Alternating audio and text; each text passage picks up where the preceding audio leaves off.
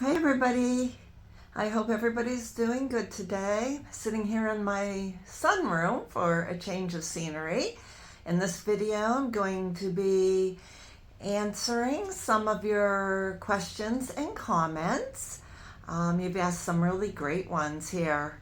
So let's get started. And I hope that you don't mind that I read. I'm going to read the questions and comments that I want to talk about today. And I've also made a lot of notes because I did want to take time to really sit back and give a lot of thought to your questions. So the first question I got says, this viewer asks, does talking about the hurtful events from your past cause you to relive the pain? How do you keep the pain away? And I think this is a really great question. And the short answer to that is no. At least not the emotional pain that has resulted from my estrangement. Actually eases it, which is something that really surprises me. And I think that stems from being able to have a voice now. I can actually speak here without being disrespected or screamed at, which is something I wasn't getting from my family. So it's a lot more comforting. People are actually listening to me. And of course, I get negative comments, and I'm going to talk about that a little bit later in these questions.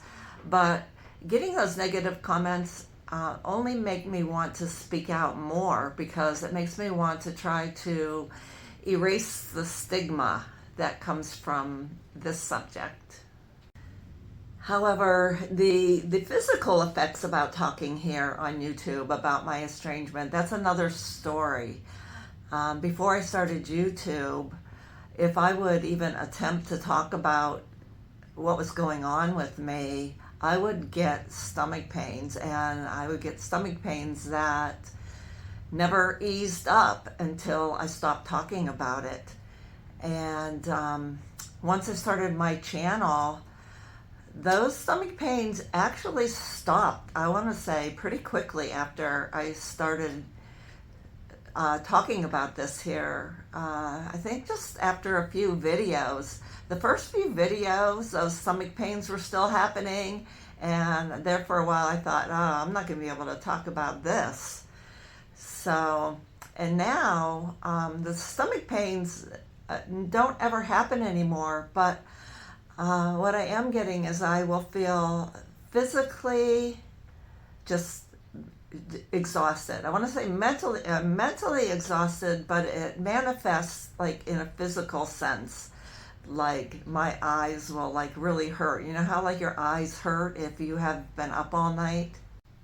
It's like an emotional overload, specifically when I talk about what happened between me and my three daughters. Uh, it's an emotional overload. I mean, I'm normal, but to answer the second part of your question about how I keep the pain away, it's my hobbies. And yesterday, for example, I filmed my video about where I elaborated on the story of my three daughters, or it went public or something, and I was getting a lot of comments, and that just made me, I was just out of it for a few hours. I just felt so physically exhausted. And so I stepped away and started working on a puzzle, which is something my wife and I love to sit down and do puzzles. So basically what I do is to keep the pain away, I distract myself with one of my many hobbies, and I do have many hobbies. I use self-discipline. Like I know when things are getting to me, so I'll step away. Like I don't try to do too much for my channel in any one day because it's too overwhelming. Like one day, I will sit down and think about my ideas and jot notes and an outline or whatever, and then the next day maybe I'll film it, and then the next day I'll edit it. So I don't try to do too much, and I'll take breaks and do my other fun things. Um, giving and helping others really is a big part of taking away my pain. That's something I really enjoy doing. And when I sit and think about my situation, talking about it here doesn't trigger that pain at all. Like I said, that was surprising to me. But I will forcibly make myself remember all the good memories, because I do have a lot of good memories of my family. It's not all negative. I do focus on the negative here just because it's my story and the subject. But I make myself, here goes the airplane again, even though I'm in the house, I'm in a sunroom. But I try to make myself remember all the good memories I have. And those are things that I cherish. And those are things that nobody can take away from me. And those are all different things that I do that helps take away my pain. The next question is, do you think your estranged family knows you are on YouTube? I can see the good and bad side if they do. Maybe they would understand your feelings if they actually listen to you. Then again, who knows what other reactions there would be. And I think this is a question I addressed before. Hopefully it's not the same question. Sometimes I repeat myself. I keep so many notes. But yes, I do believe my family is aware that I'm on YouTube, and not only aware, but watching and participating in some of the negative comments that I receive. They're pretty transparent. It would be great if they actually would just sit back and listen and try to understand. But based upon their past behaviors, I don't expect that. I don't hope for it. My middle daughter in particular has shown me by her past actions that she likes to hurt or punish me. And I know in a recent reflections video that I did, I talked about how my anxiety peaked because I was expecting, what's going to happen next. Because every time I've done something my family hasn't liked, here comes the punishment. What are they going to do next? What are they going to try to use to hurt me with next? So, but anyway, it doesn't bother me knowing that they're here. They can't hurt me any worse than they already have. I'm not here, like I've said in the past, for reconciliation. I don't have any hope for that. Nothing good comes from silence. And by punishing me, because I hear a lot of times you guys are saying that I'm not giving clear examples.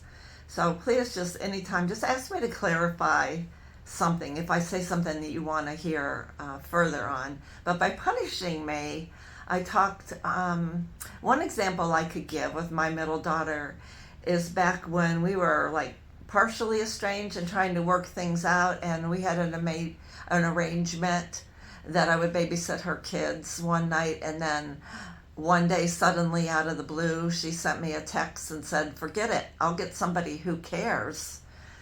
And that came about after absolutely nothing happened. We were just sitting and discussing the details and the times and stuff. And yeah, for those of you who say, well, you're not listening to her, she said, "I'll get somebody who cares." Well, doesn't that show that she feels I don't care? Well, yes, yeah, it does. But I don't even know how to explain it. What am I doing that is making her feel like I don't care? Like the issue is that she won't talk to me, because I want to resolve that. I want to fix it. Well, I did. This next question is really good.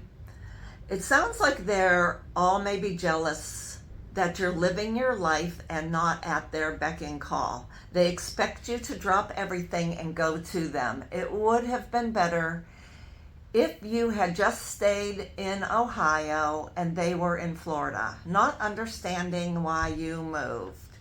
Okay, so let me address this one. This is something that I've thought about before and I haven't talked about yet on my channel, but yes, I do believe that this was a contributing factor, that living my life might have contributed to things. One of the main reasons I moved to Florida was because I wanted to have a closer relationship with my two oldest daughters, and I wanted to be in my grandchildren's lives. But I think when I got here and I had to start working, I first stayed at my middle daughter's home for 3 months, and pretty quickly I got a job, a full-time job, a seasonal for the Christmas holidays, and it was super long hours, so I just wasn't around much. And then when I moved, after 3 months, and I moved over to my oldest daughter's home, she was used to having her mother-in-law and father-in-law there. Great people, by the way. They lived here in Florida, what you call snowbirds here. For those of you who don't know what a snowbird is, those are people that live up north and temporarily live in Florida during the winter season and then go back up north. So like half the year, her mother and father-in-law would live in Florida, and then the other half of the year they would live up north. But anyway, that mother and father-in-law were retired. They were better off financially than me, but they were very, very present in my daughter's lives. They did a ton for her and her family, babysitting, a lot of picking the kids up from school and daycare and stuff because of my daughter and son-in-law's work hours were long. Just being there for them all the time. And whereas I did help out where I could, and I did help. I did some cleaning in her house and organizing and picking the kids up from school and daycare and stuff where I could and when I was home. But it was nothing near like her mother and father-in-law were able to do. So I think, well, let me just continue. Then later on, after I met my wife and we moved an hour south, at that time I was working a night shift. And not only the night shift, but part of my hours was the weekends. And so because both of my girls had that Monday through Friday daytime job, it was nearly impossible for us to get together. So I think while they knew that my intention moving down here was to be closer to them and to be more involved in their grandchildren's life, I think perhaps they were disappointed that I was just not able to be there as much as they hoped. Of course, I only had to work a few more years until I retired, and things would have been different. I'm retired now, things would have been different. But so definitely what this viewer said about not being at their beck and call, yes, I've thought about that, and I think that's a part of it as well. Is this whole thing is so complex. There's so many parts to it. But this, yes, for sure. I just love your guys' questions and comments. You make such good comments, and I really appreciate them. So the next one is, I just listened to the video while walking. Thanks, and it was very honest and informative. Just wanted to ask, most of the arguments, jealousies, and anger in my family have been over money. Has that ever been an issue? Maybe your daughter's expectations for extra money every now and then. Just curious. Take care, and I look forward to more videos. Well, thank you first for your kind words. And I also love to walk. My wife and I walk every other morning. We walk 2 miles for health and exercise, and that's great. So let me answer your question now. With my daughters, money has never directly been an issue. However, I do think that my lack of money contributed to things in that I had to work and I wasn't able to financially afford to help out with things like their weddings, their college tuitions. I just didn't have the money to be able to do that. My pillow just fell.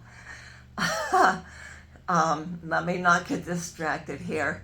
I think maybe I might have disappointed them by not being able to provide more financially. I always made sure that we lived in very nice neighborhoods and areas, and most all of their friends came from well-off families, so they were surrounded by friends whose parents were paying for their full weddings and paying their college tuitions and doing this, that, and the other. I mean, my kids always had plenty. They had very nice Christmases and birthdays, and they never lacked for food or anything they needed.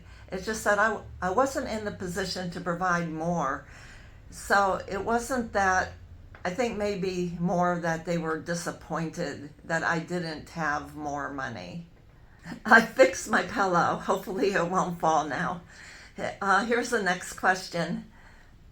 This viewer says, have you thought to ask your daughters for a meeting or go to them individually, ask them to listen to what you have to say about our part in the breakdown of the relationship, and then say to them, what are your hurts and resentments you have towards me? Don't accuse them of overreacting. Just listen and accept they are angry about this and that, and cautiously lead the conversation to hearing each other out. And that, of course, is another great question. And the answer is yes, I have. With the first estrangement with my middle daughter, there were several months where we attempted to talk and work things out, both on the phone and in person. And I approached her in exactly the way that you suggested. But she was never in a position to tell me what was wrong. All she would say was that I wasn't meeting her expectations. And at the same time, she would say, I feel my expectations are too high. So that was very confusing to me. She has a right to her anger or her feelings or whatever, but she wouldn't talk to me. And that was the issue.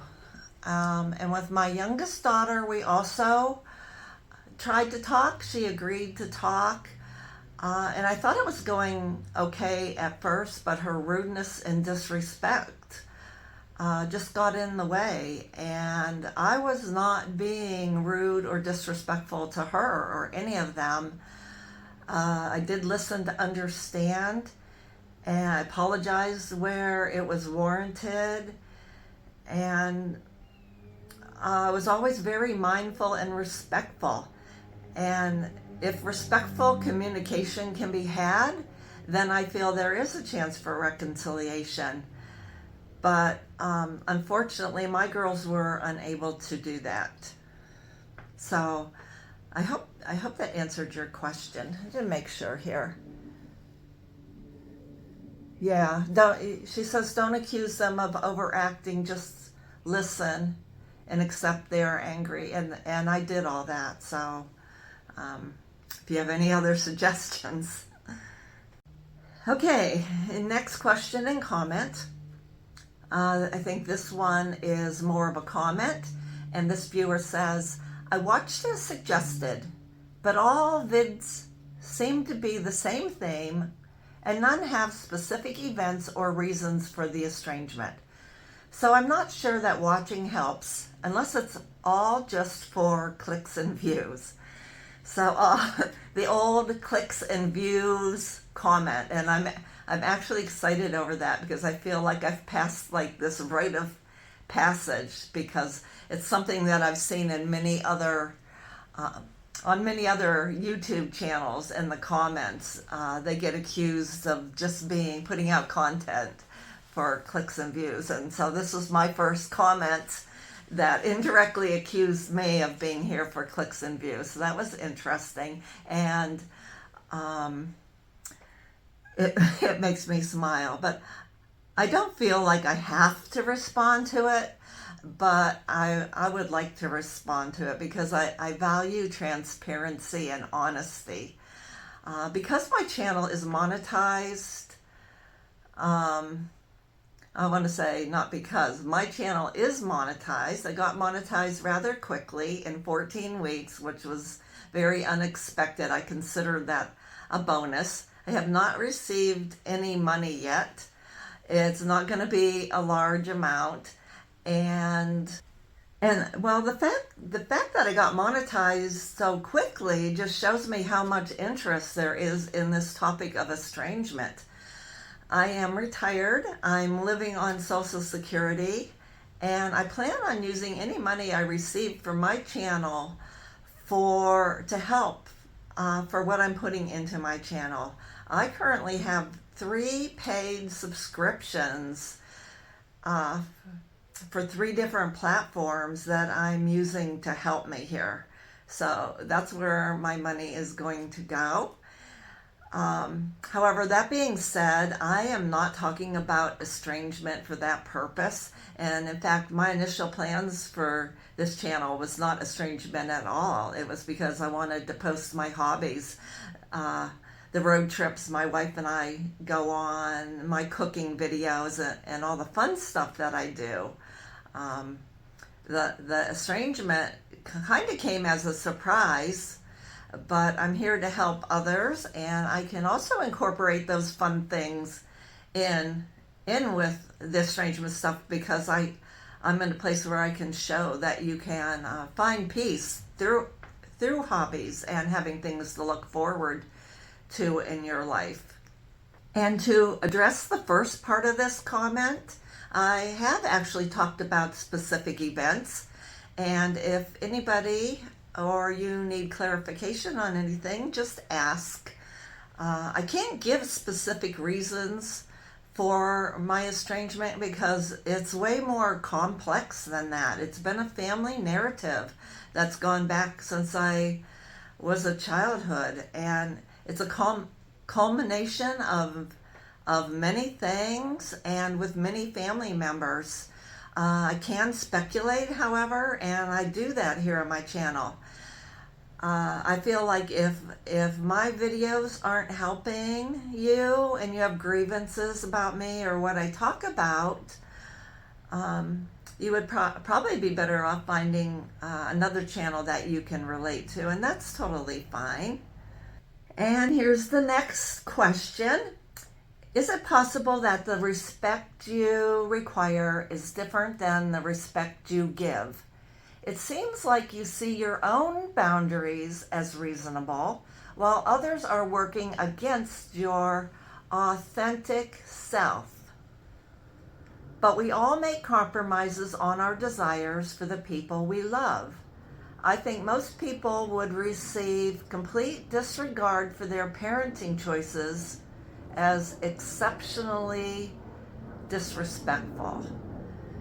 Now, it took me a bit, but I think what this person is saying is that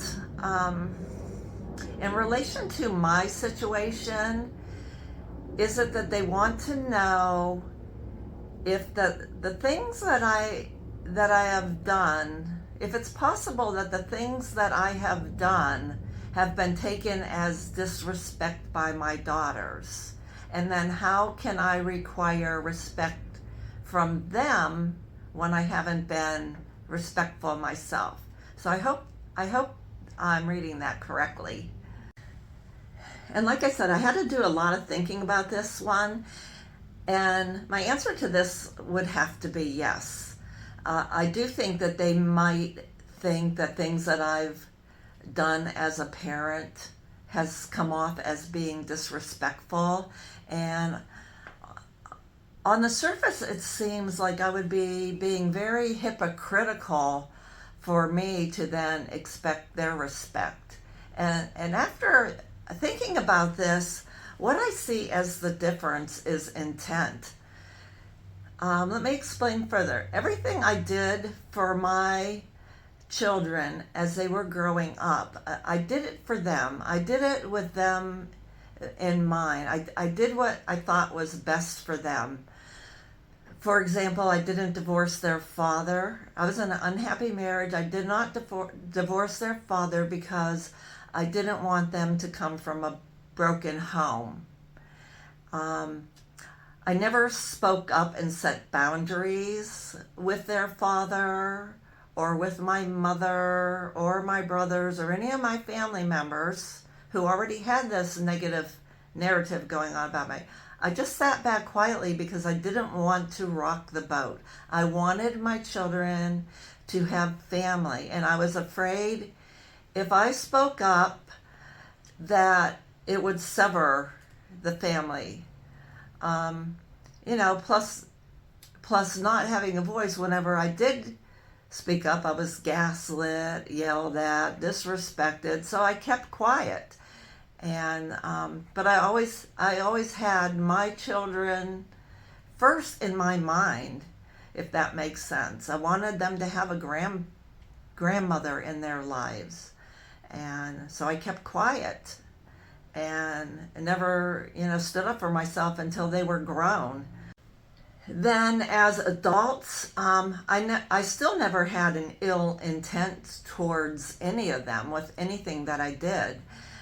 With that Christmas poem that I wrote, that I posted on my Facebook page, they may have felt that that was disrespectful, but that wasn't my intent. I was hurt at the time and I expressed my feelings. I didn't even consider my family, and that might sound bad, but you have to understand that I was already estranged from most of my family. I wasn't Facebook friends with most of my family, and the ones that I still was friends with at that time, I wasn't even aware that they were looking at my page because there was no interaction there or anything. So my point in all that is my intent wasn't to put my feelings in front of their face and try to hurt them. No, it was just a way for me to cope and express myself, and I feel that's my choice to do so. I wasn't being permitted to talk anywhere else. So I'm not discounting their feelings at all. They're entitled to feel that doing something like that is disrespectful, and everybody has a right to their feelings. When I say that I'm requiring their respect, I'm talking about, hey, if I've done something that has made you feel any such way, come to me and talk to me. Don't come at me and tell me to shut up, call me names, disrespect me, unfriend me on social media, judge me, accuse me. Just talk to me. Don't post a smear campaign and tag the entire family.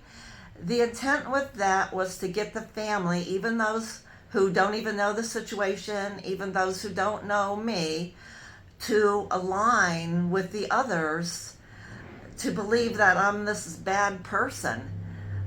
So that was all intentional, to harm me, to hurt me, to punish me. And to me, that's where the difference lies. And I hope that all made sense and answered your question. And the last comment that I'd like to respond to in this video before closing, this viewer writes, I still think you would be better off giving some concrete examples of disrespectful comments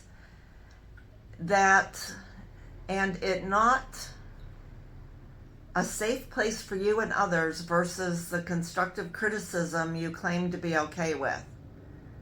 I'm a big believer that people should not go on the internet if they are not ready to hear all opinions from different people.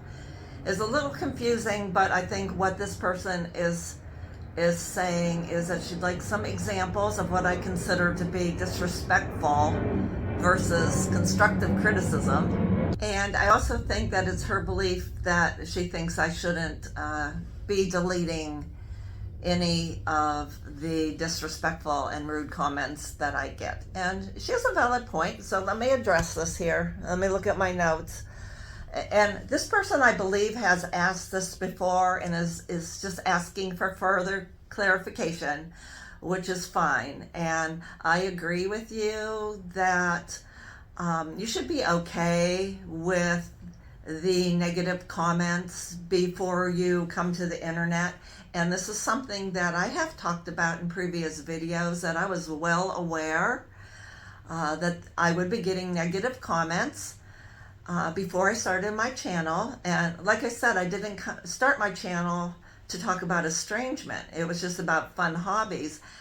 And just because I've been on social media for many years and I watch other YouTube channels, I'm very well aware that everybody gets comments about the most mundane things. You could be standing in your kitchen cooking a pot of soup and somebody will have something nasty to say. So I was very aware that that was going to happen. Also, when I did start my channel, I did have plans to just do one estrangement video, the initial one, which I did make initially. And I thought that was going to be it, just like an overview. I wanted to talk about, a more serious subject, not realizing it was going to take off like it did. So I did know that that would receive negative comments because there's such a stigma over us parents being to blame when we're estranged from our adult children. So I was totally prepared for that, and I was ready for it. I knew I could handle it. What it boils down to is this is my channel and I have the right to remove any negative or any comment that I choose. If I'm honest, I actually enjoy the negative comments because it gives me a chance to address some of the stigma surrounding this subject. And the negativity just shows them about themselves, and while they might be saying I'm a bad person, they're the ones being rude. So there's that. They should just look at themselves. The judgment some people have is just outstanding to me. I also get a lot of great ideas from some of these negative comments, so there's that as well. So that all being said, there are two main reasons why I'm removing disrespectful comments. One is that disrespectful comments don't deserve attention. There was one disrespectful comment I got, and I don't remember exactly what this person said, but she ended it with, "Who's with me?" And this just immediately reminded me of my family and how they've all banded together. And like when my daughter posted that Facebook smear campaign with me and tagged all the family, even people who don't know me, that was just so similar to what this viewer said, "Who's with me?" Like trying to band others to participate in this negative, bullying, hateful behavior towards me. And the other reason that I remove these really negative comments is because of all of you really awesome and supportive viewers who are the vast majority.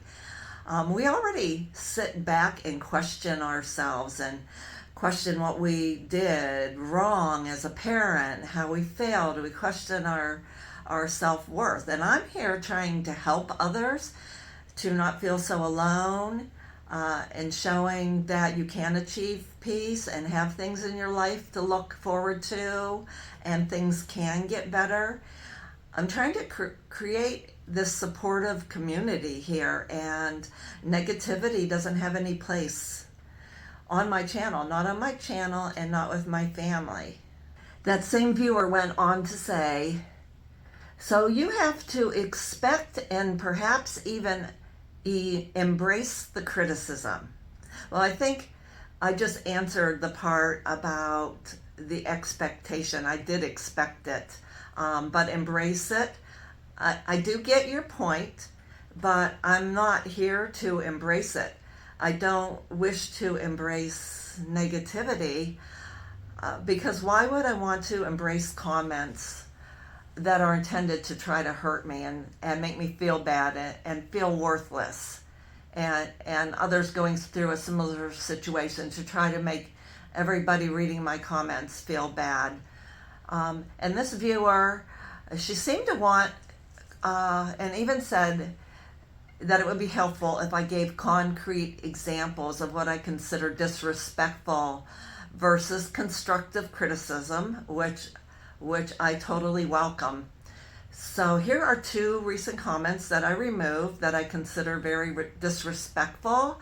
So to clarify, if you truly don't understand what a disrespectful comment is, this person said, quote, 3 months living with you must have been painful. There's always issues with you, I bet. That was one. And another one, quote, no, you are refusing to listen to them kids. Look in the mirror. You are the problem, and you are extremely selfish. Stop lying to us, unquote. So there you go. I've been to these people, I've been a bad person, full of issues. I don't listen. I'm an ugly problem, and I'm a selfish liar. None of this is constructive.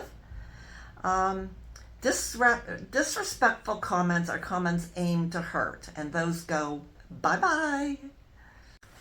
So that's it for the questions for this videos.